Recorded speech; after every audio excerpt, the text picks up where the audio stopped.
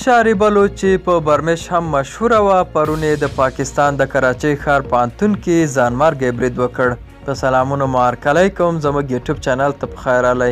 د لا بشپړو معلوماتو لپاره ویډیو راسره تر پایه وګورئ.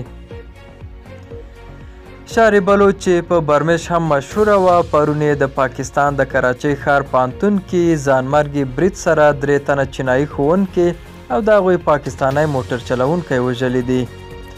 له پاکستانه د ازادۍ لپاره جنګېدونکې ډلې بلوچ لیبریشن آرمي د دې برید مسؤلیت اخیستی دی. 30 کلنه شاري بلوچ تر ماسټرۍ او ام فل لوړې زده کړې کړې وې. اوس ښوونکې وه او خاوند یې هم ډاکټر دی. هغه د 2 ماشومانو مور هم وه. دا وه زموږ نننۍ چمتو شوې ویډیو. تر بیا ښه وخت. ښې چارې.